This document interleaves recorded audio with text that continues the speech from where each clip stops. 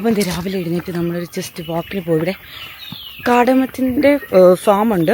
അപ്പോൾ അവിടെ ട്രെക്കിങ്ങിന് പോകുന്നവർ രാവിലെ ഇന്നലെ പറഞ്ഞിട്ടുണ്ടായിരുന്നു. അപ്പോൾ അത് കാണാൻ വേണ്ടി ഇറങ്ങിയതാണ്. ഞാൻ നിങ്ങൾക്ക് കുറച്ച് കാടമൊക്കെ കാണിച്ചു തരാം. കാടമര ഏലക്ക.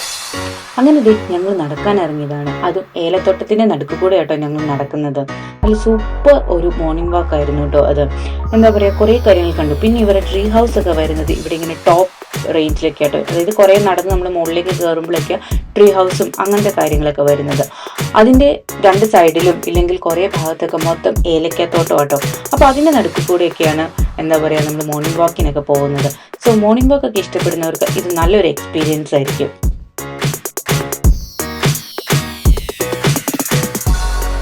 അങ്ങനെ നല്ലൊരു മോർണിംഗ് വാക്ക് ഒക്കെ കഴിഞ്ഞ് ഞങ്ങൾ നേരെ പോയത് ബ്രേക്ക്ഫാസ്റ്റ് കഴിക്കാനായിട്ടോ. ബ്രേക്ക്ഫാസ്റ്റ് നമ്മുടെ ബുക്കിങ്ങിൽ ഇൻക്ലൂഡഡ് ആയിരുന്നു. നല്ല അടിപൊളി ഫുഡായിരുന്നു. നല്ല വെറൈറ്റി ഓഫ് ഫുഡും ഉണ്ടായിരുന്നു. സൂപ്പർ ടേസ്റ്റ് ആയിരുന്നു. കുറേ എന്താ പറയുക, ഞങ്ങൾ 2 വർഷം കൂടിയായിരുന്നു നാട്ടിൽ വരുന്നത്. അപ്പം എന്താ പറയുക, നമ്മൾ കൂടുതലും ഫുഡിലാണ് കോൺസെൻട്രേറ്റ് ചെയ്യുന്നത്. എവിടെ പോയി എന്ത് ഫുഡ് കഴിക്കാമെന്ന് ആലോചിച്ചുകൊണ്ട് കേട്ടോ നാട്ടിനെ പോയിരുന്നു. അപ്പോൾ നമ്മളെ ഒരിക്കലും ഡിസപ്പോയിൻമെൻറ്റ് ചെയ്യാത്ത രീതിയിലുള്ള ഫുഡായിരുന്നു കേട്ടോ അവിടെ. അപ്പം, ദോശ, പുട്ട്, കടലക്കറി, ചമ്മന്തി, പിന്നെ നോർത്ത് സൈഡിലുള്ള ചോല ഭട്ടൂര, പിന്നെന്താ പൊറാട്ട, അങ്ങനത്തെ കുറേ ഐറ്റംസ് ഒക്കെ ഉണ്ടായിരുന്നു കേട്ടോ. എന്താണേലും നല്ല സൂപ്പർ അടിപൊളി ബ്രേക്ക്ഫാസ്റ്റ് ആയിരുന്നു.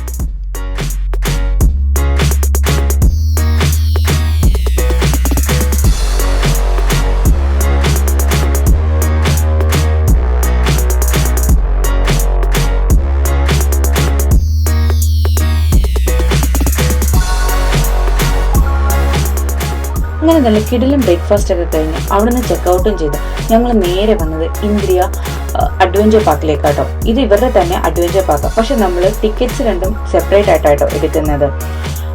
അവിടെ നിന്ന് നേരെ വന്നത് ഈ അഡ്വഞ്ചർ പാർക്കിലാണ്. ഇവിടുത്തെ മെയിൻ അട്രാക്ഷൻ എന്ന് പറഞ്ഞിട്ടുണ്ടെങ്കിൽ തന്നെ ഇവിടെ കേവിൻ്റെ അകത്ത് നമുക്ക് സ്റ്റേ ചെയ്യാൻ പറ്റും.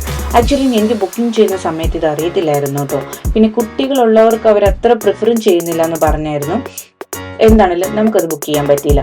പിന്നെ നിങ്ങൾക്ക് ഒരു എന്താ പറയുക, ഒരു 9 മെമ്പേഴ്സ് ആയിട്ടുള്ള ഗ്രൂപ്പായിട്ടാണ് വരുന്നതെങ്കിൽ നിങ്ങൾക്ക് ഈ കേവിൻ്റെ അകത്ത് സ്റ്റേ എടുക്കാം കേട്ടോ. 1 ഡേ സ്റ്റേ. നമുക്ക് ഇവിടുത്തെ സ്റ്റേയും പിന്നെ ഇവിടുത്തെ ആക്ടിവിറ്റീസും എല്ലാം കൂടി ഒരു ആൾക്ക് വരുന്നത് 2000 രൂപ. 2000 രൂപയുടെ അടുത്തെങ്ങാണ്ട് വരുന്നത്. 2000 രൂപ എന്ന് പറഞ്ഞതാണ് എൻ്റെ ഒരു ഓർമ്മ. അതിൽ ഇൻക്ലൂഡഡ് ആയിട്ട് നമുക്ക് ഡിന്നറും ബ്രേക്ക്ഫാസ്റ്റും വരുന്നുണ്ട് കേട്ടോ. നല്ല അടിപൊളി, നല്ല തണുത്ത്, നല്ല സൂപ്പർ ആയിട്ടുള്ള ഒരു സ്റ്റേ ആയിട്ട് ഇത്. വെറൈറ്റി ആഗ്രഹിക്കുന്നവർക്ക് ഇല്ലെങ്കിൽ കുറച്ച് അഡ്വഞ്ചർ ആയിട്ടൊക്കെ തിങ്ക് ചെയ്യുന്നവർക്ക് ഇവിടെ വന്ന് ഒരു ദിവസം സ്റ്റേ ചെയ്യുകയൊക്കെ ചെയ്യാം കേട്ടോ. അത് കഴിഞ്ഞ് തന്നെ ഈ സ്റ്റേയുടെ നേരെ ബാക്കിൽ കുറച്ചൊരു കേവ് പോലെ ഒരു ഇതുണ്ട് കേട്ടോ. ഇതെന്തില്ലേ ചേട്ടൻ, ഒട്ടും വെട്ടമില്ല, അതുപോലെ തന്നെ നല്ല രീതിയിൽ കുനിഞ്ഞു പോകുന്നു കേട്ടോ നമ്മൾ ഇതിൻ്റെ ഇടയ്ക്കൂടെ. ഇതും നല്ലൊരു എക്സ്പീരിയൻസ് ആയിരുന്നു. ഇത് മാത്രമല്ല വേറെയും ഒരു കേവ് ഉണ്ട്. ഏകദേശം ഒരു 20 to 30 മിനിറ്റ്സ് കാണാനുള്ള കേവ് ഉണ്ട് കേട്ടോ അതിൻ്റെ അകത്തോടെ. ഇങ്ങനെ എന്താ പറയുക, നാച്ചുറൽ കേവ് എന്നാണ് പറയുന്നത്. എനിക്ക് കറക്റ്റായിട്ട് അതിനെക്കുറിച്ച് ഡീറ്റെയിൽസ് ഒന്നും അറിയത്തില്ല, പക്ഷെ നല്ല രസമുണ്ടായിരുന്നു. ഇതുപോലെ തന്നെ ഹൈറ്റ് കുറവ്, പല രീതിയിലും എക്സ്പീരിയൻസ് ചെയ്യാൻ പറ്റുന്ന കേവായിരുന്നു കേട്ടോ.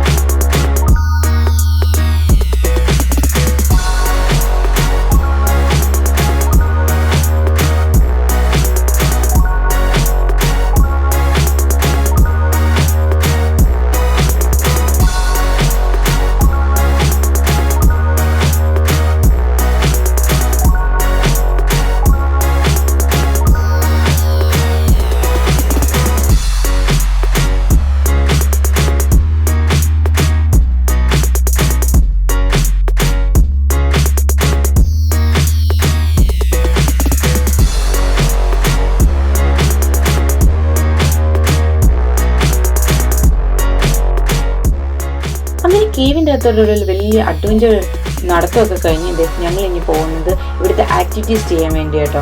ഇന്നത്തെ മെയിൻ ഹൈലൈറ്റ് എന്താണെന്ന് വെച്ചിട്ടുണ്ടെങ്കിൽ ഇന്നലെയൊക്കെ ഞാൻ ഷൂ ആയിരുന്നു ഇട്ടിരുന്നത്. ഇന്നത് കേവിൻ്റെ അകത്തോടെയും ആക്ടിവിറ്റി ഒക്കെ ചെയ്യാൻ പോയപ്പോൾ ഹൈ ഹീൽ ചെരുപ്പം. ഞാനിത് അവിടെ ചെന്ന് കഴിഞ്ഞപ്പോഴാണ് ഞാൻ ഓർത്തത്, ദൈവമേ ആക്ടിവിറ്റീസ് ഒക്കെ ചെയ്യണം, എന്തിനാ ഞാൻ ഈ ചെരുപ്പിട്ടേന്നുള്ളതായി പോയിട്ടോ. അതൊക്കെ അവിടെ നിൽക്കട്ടെ. അങ്ങനെ ഞങ്ങൾ ഇവിടുത്തെ ആക്ടിവിറ്റീസ് ചെയ്യുമ്പോൾ ഇവിടെ എന്തൊക്കെ ആക്ടിവിറ്റീസാണ് ഉള്ളതെന്ന് വെച്ചിട്ടുണ്ടെങ്കിൽ ഇങ്ങനെ ഒരു ഹാങ്ങിങ് ബ്രിഡ്ജ് ഉണ്ടായിരുന്നു, പിന്നെ ഒരു ഗ്ലാസ് ബ്രിഡ്ജ് ഉണ്ടായിരുന്നു, പിന്നെ സൈക്ലിങ്, പിന്നെ സ്കൈ വാക്ക്, നല്ല അടിപൊളി കുറേ ആക്ടിവിറ്റീസ് ഉണ്ടായിരുന്നു. ഇതിൽ ഏറ്റവും കൂടുതൽ എനിക്ക് ഇഷ്ടപ്പെട്ടത് സ്കൈ വാക്ക് ആയിരുന്നു കേട്ടോ. ഒരു രക്ഷയില്ലായിരുന്നു. ആദ്യമൊക്കെ നോർമൽ പലകകൾ വെച്ചിട്ട് ഇങ്ങനെ എന്താ പറയുക, നമ്മൾ വിചാരിക്കും സ്റ്റാർട്ടിങ് വിചാരിക്കും നല്ല സൂപ്പർ, ഇപ്പൊ തന്നെ നമുക്കങ്ങ് അറ്റം വരെ എത്താമെന്നുള്ള രീതിയിൽ. പക്ഷെ ഉണ്ടല്ലോ, കുറെ അങ്ങ് ചെന്ന് കഴിഞ്ഞാൽ ഒരു 3x4 ഒക്കെ ആയി കഴിയുമ്പോഴത്തേക്ക് ലാസ്റ്റ് ഭാഗത്തുണ്ടല്ലോ അവരാ എന്താ പറയാ, ആ പലകകളൊക്കെ ഇങ്ങനെ ചുമ്മാ ഹാങ് ചെയ്തിട്ടേക്കുക. ശരിക്കും നമ്മൾ ചവിട്ടുമ്പോഴത്തേക്കും അത് കിടന്ന് ഈ ഊഞ്ഞാലാടുന്ന പോലെ ആടാൻ തുടങ്ങും കേട്ടോ. എത്ര നേരം എടുത്ത ഞാനൊന്ന് എന്താ പറയാ, ആദ്യമൊക്കെ നല്ല സ്പീഡിൽ വന്ന് ഇവിടെ വന്ന് ഏകദേശം ഒരു 10-15 മിനിറ്റ് എടുത്താട്ടോ ഞാൻ വന്നത്. കൂടാതെ എന്റെ ചെരുപ്പിന്റെയും പ്രോബ്ലം ഉണ്ടായിരുന്നു. പക്ഷെ അവിടുത്തെ ചേട്ടന്മാരൊക്കെ നല്ല എന്താ പറയുക, നല്ല സപ്പോർട്ടീവ് ആയിരുന്നു. അവർ എത്ര നേരം വേണേലും വെയിറ്റ് ചെയ്യായിരുന്നു. നമുക്ക് എത്ര പ്രാവശ്യം വേണേലും ഈ ആക്ടിവിറ്റീസ് റിപ്പീറ്റ് ചെയ്ത് ചെയ്യുകയും ചെയ്യാം കേട്ടോ. നല്ല ഹെൽപ്പിംഗ് ആയിട്ടുള്ള, നല്ല സർവീസുള്ള നല്ലൊരു പാർക്കായിരുന്നു കേട്ടോ.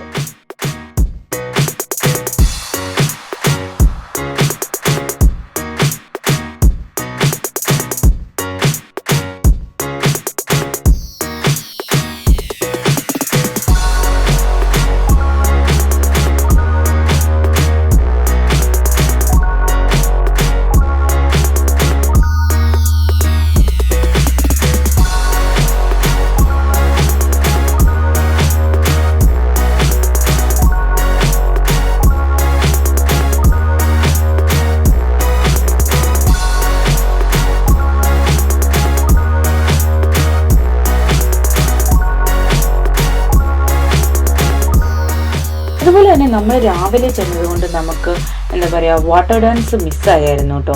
അതൊഴികെ ബാക്കി എല്ലാ ആക്ടിവിറ്റീസും തന്നെ നമ്മൾ ചെയ്തു, എൻജോയ് ചെയ്തു. അങ്ങനെ അവിടുത്തെ തകർപ്പൻ ആക്ടിവിറ്റി ഒക്കെ കഴിഞ്ഞ് ഇറങ്ങിയപ്പോഴത്തേക്ക് എല്ലാവർക്കും നന്നായിട്ട് വിശന്നു. ഞങ്ങൾ പോയി ഫുഡ് അടിച്ചു. ഇന്ന് പോയത് വലിയ അങ്ങനെ അത്ര ഫേമസ് ഉള്ള ഹോട്ടലിന്, പക്ഷെ കുഴപ്പമില്ലായിരുന്നു. അത് കഴിഞ്ഞ് ഞങ്ങൾ നേരെ പോയത് ടീ ഫാക്ടറി കാണാൻ വേണ്ടിയായിരുന്നു കേട്ടോ. അപ്പൊ അവിടെ കയറി ചെല്ലുന്നത് അവിടെ പണ്ട് കാലത്ത്, അതായത് പണ്ട് എങ്ങനെയായിരുന്നു ഇവിടെ തേയില പറിച്ച് അത് ടീ പൗഡറായിട്ട് വരുന്നത്, അതായത് ചായപ്പൊടി ഉണ്ടാക്കുന്നത് എന്നുള്ളതിന്റെ ഡെമോൺസ്ട്രേഷനും, പിന്നെ ഇവിടെ കിട്ടുന്ന കുറെ കാളയും പിന്നെ എന്താ പറയാ കുറെ ആനിമൽസിന്റെ അങ്ങനത്തെ കൾച്ചേഴ്സ്, അങ്ങനത്തെ കുറെ കാര്യങ്ങളും, പിന്നെ ഇവിടെ പണ്ട് കാലത്ത് ഇവിടെ ട്രെയിൻ ഉണ്ടായിരുന്നു കേട്ടോ.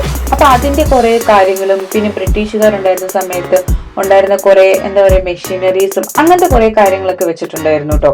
പിന്നെ നല്ല തിരക്കും ഉണ്ടായിരുന്നു കേട്ടോ. നല്ല വെക്കേഷൻ ടൈം ഒക്കെ ആയതുകൊണ്ട് നല്ല തിരക്കും ഉണ്ടായിരുന്നു. പിന്നെ പണ്ടത്തെ കുറെ ഫോട്ടോസ്, എങ്ങനെ ഇവിടെ ഇവോൾവ് ചെയ്ത് മൂന്നാർ എങ്ങനെ ഡെവലപ്പ് ആയെന്നുള്ളതിന്. പിന്നെ അവിടെ ഒരു എന്താ പറയുക ഒരു ഡോക്യുമെന്ററി സെക്ഷനും ഉണ്ടായിരുന്നു കേട്ടോ. ഡോക്യുമെന്ററി സെക്ഷൻ അടിപൊളിയായിരുന്നു. കാരണം ഈ മൂന്നാർ എങ്ങനെ ഉണ്ടായതെന്നുള്ള ഒരു ഡോക്യുമെന്ററി ആട്ടോ. ബ്രിട്ടീഷുകാരുടെ സമയത്ത് ഇവിടെ കൊണ്ടുവന്ന് അവർ പ്ലാന്റേഷൻ വെച്ചു. പിന്നെ അവിടുന്ന് എന്താ പറയാ തമിഴ്നാട്ടിൽ നിന്ന് ആൾക്കാരെ കൊണ്ടുവന്ന് ഇവിടെ കൊണ്ടുവന്ന് അവർ പണി ചെയ്യിപ്പിക്കാൻ വേണ്ടി ആൾക്കാരെ കൊണ്ടുവന്ന് കഴിഞ്ഞപ്പോൾ അവർക്ക് സ്കൂള് വേണമായിരുന്നു, ഹോസ്പിറ്റൽ വേണമായിരുന്നു. അതിനനുസരിച്ച് ഈ ഒരു എന്താ പറയാ മൂന്നാർ എന്ന് പറഞ്ഞ ടൗൺ ഡെവലപ്പ് ആയി വന്നു. അപ്പം ആ സമയത്ത്, അതായത് ഈ പ്ലാന്റേഷൻ വഴിയാണ് ഈ മൂന്നാർ എന്ന് പറഞ്ഞൊരു ടൗൺ ഉണ്ടായി വന്നത്. അതിനെ കുറിച്ചുള്ള ഒരു വലിയ ബിഗ് എന്താ പറയാ ഡോക്യുമെന്ററി തന്നെയായിരുന്നു കേട്ടോ. അത് ഡോക്യുമെന്ററി എല്ലാം കണ്ടു കഴിഞ്ഞ് ഇറങ്ങിക്കഴിഞ്ഞപ്പം ഇവരെ എങ്ങനെയാ ടീ പൗഡർ ഉണ്ടാക്കുന്നതിനുള്ള രീതി ഡെമോൺസ്ട്രേഷൻ കാണിക്കുന്നുണ്ടായിരുന്നു. അപ്പം ആ ചേട്ടനാണേൽ എന്താ പറയുക ഒരു സാമ്പിൾ ഇല പറിച്ച് ആ മിക്സിൻ്റെ അകത്തിട്ട് എങ്ങനെ ഇത് ചെയ്യുന്നതെന്നുള്ളത് നമ്മൾ ഡെമോൺസ്ട്രേറ്റ് ചെയ്തുകൊണ്ടിരിക്കുകയായിരുന്നു. പിന്നെ ഇതിൻ്റെ അകത്ത് ഒരു എന്താ പറയാ പൊടികൾ വരെയും അവരത് നൈസായിട്ട് അരിച്ചെടുക്കുന്നത് ഒക്കെ ഉണ്ടായിരുന്നു. ഓരോ ടൈപ്പ്, അതായത് ആദ്യം വരുന്നത് ഗ്രീൻ ടീ ആയിട്ടും പിന്നെ ഓരോ തൈകൾ മാറുന്നതനുസരിച്ച് ഓരോ ഡിഫറെന്റ് ടീ ആയിട്ട് മാറുന്നുണ്ടോ. അപ്പൊ ആ കാര്യങ്ങളൊക്കെ ആയിരുന്നു കേട്ടോ ഈ ചേട്ടൻ പറഞ്ഞുകൊണ്ടിരുന്നതും. നമുക്ക് നല്ല രീതിയിൽ പറഞ്ഞ് അവർ എക്സ്പ്ലെയിൻ ചെയ്യുന്ന കാര്യങ്ങൾ അവിടെ എന്താ പറയാ കാണിച്ചു തരുന്നു ഒക്കെ ഉണ്ടായിരുന്നു കേട്ടോ. ഇങ്ങനെ പൊടിച്ചു കഴിഞ്ഞ് ഇത് ഓരോ ബെൽറ്റിൽ കൂടെ ഇങ്ങനെ പോകുന്നതനുസരിച്ച് അതിന്റെ എന്താ പറയാ ഓരോ തരിയുടെ പാട്ടനുസരിച്ച് അത് ഡിഫറെന്റ് വെറൈറ്റി ഓഫ് ഇതായിട്ട് വരും കേട്ടോ. അത് ആ ചേട്ടൻ കാണിച്ചേക്കുന്നത്. ഒന്ന് നോർമൽ ടീയും ഒന്ന് ഗ്രീൻ ടീയും. അതായത് മുകളിൽ വരുന്നത് ഗ്രീൻ ടീയും പിന്നെ താഴെ വരുന്നത് നമ്മുടെ നോർമൽ ചായക്കൊക്കെ ഉണ്ടാക്കുന്ന ടീയും, അങ്ങനെ ഒരു ഇത് നടക്കുന്നത്. ഈ മുകളിൽ വരുന്നത് നമ്മുടെ നോർമൽ ടീ അങ്ങനെ വന്നാൽ തന്നെ പിന്നെ ഇതിന് ഫിൽട്രേഷൻ പ്രോസസ് ഉണ്ട് കേട്ടോ. കുറെ ഈ ബെൽറ്റിൽ കൂടെ എല്ലാം പോയി അങ്ങ് ലാസ്റ്റ് എത്തുമ്പോൾ ഇതിനെ ഫിൽറ്റർ ചെയ്ത് ഡിഫറെന്റ് തരികളായിട്ടുള്ള എന്താ പറയാ ടീ ആയിട്ട് എടുക്കും. അതായത് നമുക്ക് ഡിഫറെന്റ് ടൈപ്പ് ഓഫ് ടീസ് കിട്ടുമല്ലോ. ടീ പൗഡേഴ്സ് കിട്ടുമല്ലോ, തരി കൂടിയതും തരി കുറഞ്ഞതും അങ്ങനത്തെ. അപ്പൊ അങ്ങനത്തെ ഒരു ഫിൽറ്ററിങ് പ്രോസസ് ആയിട്ട് ഏറ്റവും അവസാനത്തേത്.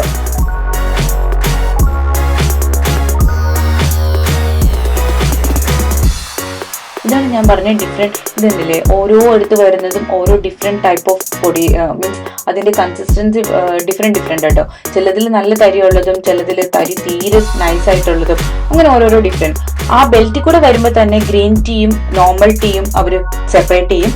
അത് കഴിഞ്ഞ് വരുന്ന ടീസൊക്കെ ഇവിടെ വന്ന് ഓരോരോ രീതിയിൽ ഫിൽറ്ററായി വരുന്നു.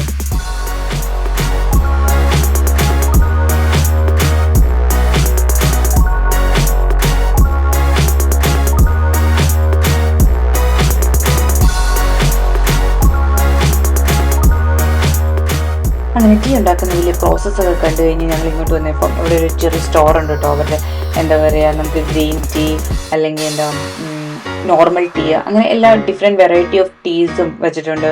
പിന്നെ ഇവിടെ എന്താ പറയുക, ഏലക്കയും ഗ്രാമ്പൂ പട്ട അങ്ങനത്തെ എല്ലാ സാധനങ്ങളും ഉണ്ടല്ലോ, അങ്ങനത്തെ എല്ലാ സാധനങ്ങളും മേടിക്കാം.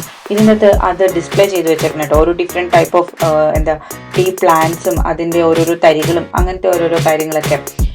അതെല്ലാം കണ്ടു കഴിഞ്ഞ് ഞങ്ങൾ കുറച്ച് സാധനങ്ങളൊക്കെ അവിടുന്ന് മേടിച്ചായിരുന്നു കേട്ടോ. പിന്നെ എൻ്റെ ഫ്രണ്ടിനെ കൊണ്ടുപോകാനായിരുന്നു. പിന്നെ ഞങ്ങൾക്ക് ഇങ്ങോട്ടും കൊണ്ടുവരാനും കുറച്ച് സാധനങ്ങൾ, അതായത് ഞങ്ങൾ ഇത് മാത്രമേ മേടിച്ചുള്ളൂ, ചായപ്പൊടി മാത്രമേ ഞാൻ മേടിച്ചിട്ടുണ്ടായിരുന്നുള്ളൂ. അവൾ കുറേ സ്പൈസസും അങ്ങനത്തെ കാര്യങ്ങളും ഒക്കെ മേടിച്ചിട്ടുണ്ടായിരുന്നു കൊണ്ടുപോകാൻ വേണ്ടി.